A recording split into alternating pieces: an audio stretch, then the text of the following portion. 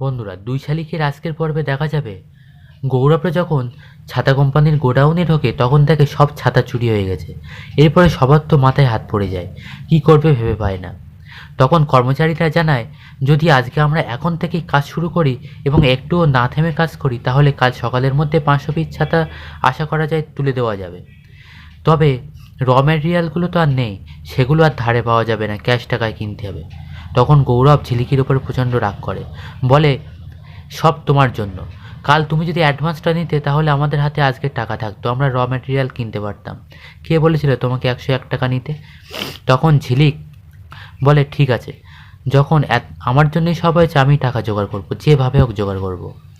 এদিকে দেখা যায় আঁখি ছাতা বাড়িতে আসবে বলে বেরোয়, আর দেবাকে বলে, দেবা আমি একটু আসছি।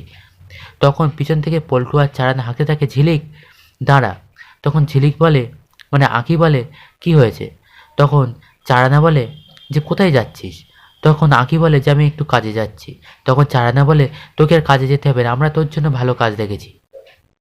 যেখানে 25শে ডিসেম্বরে মেলা বসছিল না, ওখানে একটা শুটিং হচ্ছে, তবে সে নায়িকা আসতে পারেনি। নায়িকার পার্ট ছিল বাইক নিয়ে স্টান্ট করতে হবে, তবে তারা একটা মেয়ে খুঁজছে। আমরা তোর নাম দিয়েছি, তুই তো ভালো স্টান্ট করতে পারিস, চল। আর করলে তুই বুঝতে পারছিস না তুই কোথা থেকে কোথায় চলে যাবে, আর ওরা অনেক টাকাও দেবে। তখন আগে কি করবে ভেবে পায় না। দেবা তো মুসকে মুসকে হাসতে থাকে। এরপরে আঁখির কাছে একটা ফোন আসে, ঝিলিকের ফোন।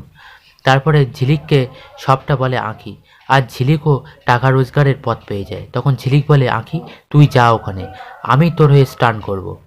তখন আঁখি এসে বলে পল্টুকে, পল্টুদা আমি যাব, আমি স্টান করব। দেবা তো অবাক হয়ে যায়। বন্ধুরা, পরবর্তী পর্বটি আরও আকর্ষণীয় হতে চলেছে।